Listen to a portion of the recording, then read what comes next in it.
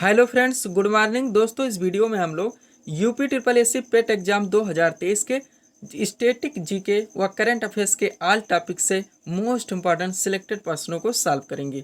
दोस्तों, आपके एग्जाम्स में स्टैटिक जीके और करंट अफेयर्स के जितने भी टॉपिक से क्वेश्चंस पूछे जाने हैं, सभी टॉपिक्स को कलेक्ट करके A to Z जितने क्वेश्चंस बन सकते हैं, ज़्यादा से ज़्यादा मोस्ट इंपॉर्टेंट सिलेक्टेड प्रश्नों को शामिल करने का प्रयास किया गया है।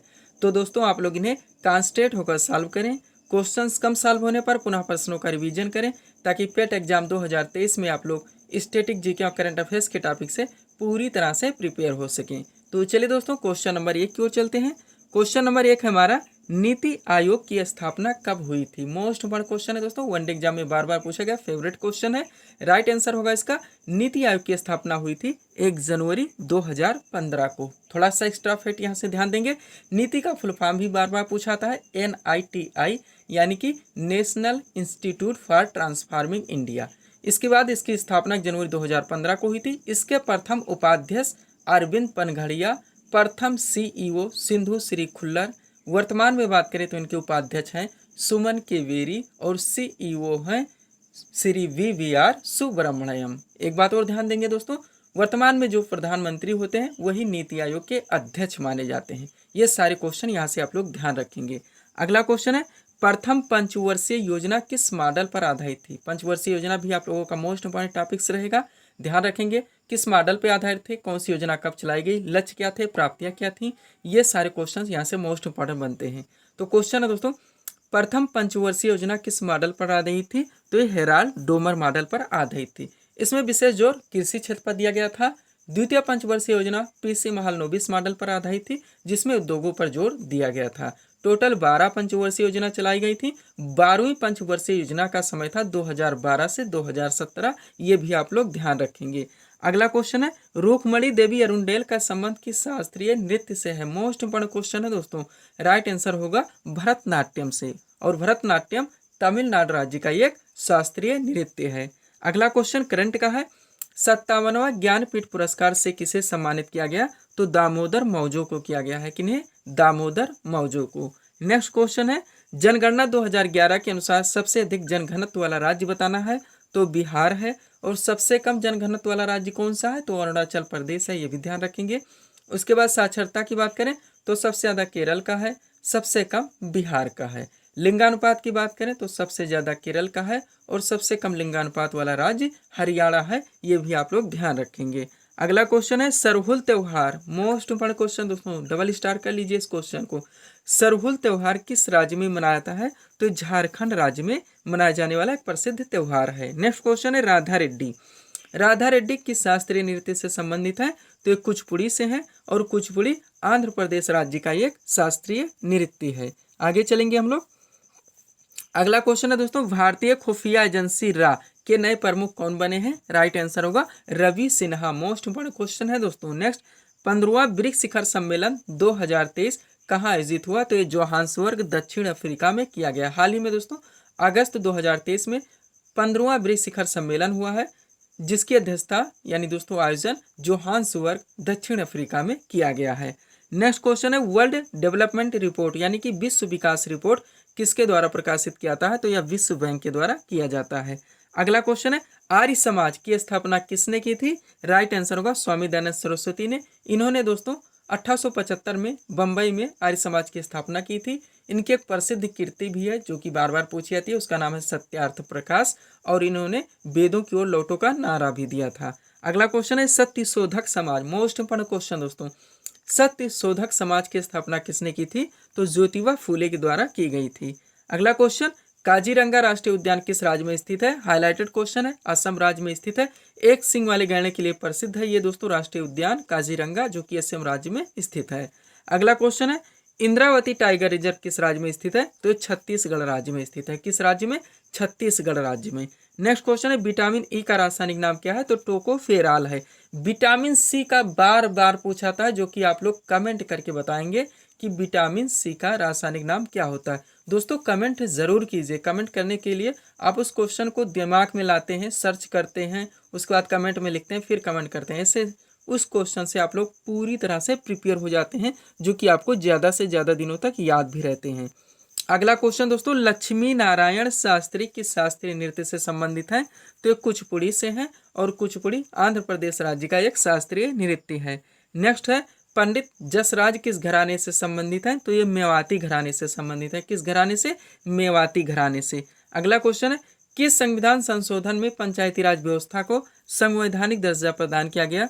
तो 73वां संविधान संशोधन था जो कि 1992 में किया गया था। इसके बाद क्वेश्चन यहाँ से और बनता है, बलवंत राय मेहता समिति का संबंध है? तो त्रिस्तरीय पंचायती राज व्यवस्था से।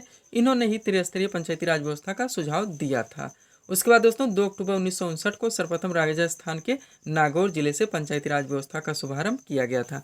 सब्सक्राइब करें दोस्तों आप हमारे चैनल शिव कृपा क्लासेज को इसी तरह के वीडियोस के लिए। अगला क्वेश्चन है, ग्रैंड स्लैम विंबलडन ओपन 2023 में पुरुष एकल का खिताब किसने जीता? तो कार्लोस अल्कारेज ने जीता है। कमेंट के लिए हम बोलना चाहते थे लेकिन आंसर हम बोल दिए हैं, कार्लोस अल्कारेज इसका आंसर होगा। एमटीएस में भी पूछा गया, सीजीएल में भी पूछा गया, सीएचएसएल में भी पूछा गया है। अगला क्वेश्चन है, सोहराय किस राज्य का प्रसिद्ध लोक नृत्य है? तो ये बिहार का है। कहाँ का है? बिहार का है, ध्यान रखेंगे। अगला क्वेश्चन, किस संस्था के द्वारा स्टार्ट, मोस्ट इम्पोर्टेंट क्वेश्चन दोस्तों, ट्रेंड में भी है, किस संस्था के द्वारा स्टार्ट कार्यक्रम की शुरुआत की गई? तो इसरो के द्वारा की गई है। इसरो ट्रेंड में आप लोग जानते ही हैं। इसरो का फुल फॉर्म होता है इंडियन स्पेस रिसर्च ऑर्गेनाइजेशन, भारतीय अंतरिक्ष अनुसंधान संगठन। इसी के द्वारा दोस्तों सतीश धवन अंतरिक्ष केंद्र श्रीहरिकोटा आंध्र प्रदेश से 2:35 पर 14 जुलाई 2023 को चंद्रयान 3 लॉन्च किया गया था, जो कि 23 अगस्त 2023 को चंद्रमा के दक्षिणी ध्रुव पर सफलतापूर्वक लैंड हुआ। हर सेंटेंस पे क्वेश्चन है। यहाँ पे जिस स्थान पे लैंड हुआ उसका भी नाम रखा गया है शिव शक्ति बिंदु। एक क्वेश्चन और दोस्तों, चंद्रयान 3 को किस रॉकेट से लॉन्च किया गया था? तो उसका नाम है LVM-3M4। इसके बाद एक सौर मिशन है आदित्य L1, ये भी ध्यान रखेंगे, जो कि इसरो के द्वारा ही लॉन्च किया गया है सफलतापूर्वक। यह एक सौर मिशन है, ध्यान रखेंगे। चंद्रयान 3 चंद्रमा का मिशन है और आदित्य L1 सौर मिशन है। नेक्स्ट है, सीमा सुरक्षा बल यानी कि BSF बॉर्डर सिक्योरिटी फोर्स के नए महानिदेशक कौन बने हैं? नितिन अग्रवाल आपका राइट आंसर होगा। आगे चलेंगे हम लोग। अगला क्वेश्चन है दोस्तों, वायुमंडल में सर्वाधिक मात्रा में कौन सी गैस पाई जाती है या विद्यमान है? तो नाइट्रोजन है, ध्यान रखेंगे। नेक्स्ट, भारत के नियंत्रक एवं महालेखा परीक्षक यानी कि CAG की नियुक्ति कौन करता है? तो राष्ट्रपति के द्वारा की जाती है। अगला क्वेश्चन, हाल ही में लॉन्च पुस्तक आज़ाद किसकी आत्मकथा है? तो वह गुलाम नबी आज़ाद की है। नेक्स्ट, शिव कुमार शर्मा किस वाद्य यंत्र से संबंधित है? तो एक संतूर वादक है। अगला क्वेश्चन, आगरा शहर की स्थापना किसने की थी? राइट आंसर होगा सिकंदर लोदी। यूपी स्पेशल से मोस्ट इंपोर्टेंट स्टेटिक जीके का क्वेश्चन है दोस्तों, ध्यान रखेंगे। आगरा शहर की स्थापना किसने की थी? सिकंदर लोदी ने। नेक्स्ट, G20 शिखर सम्मेलन 2024 की अध्यक्षता कौन सा देश करेगा? तो ब्राजील करेगा।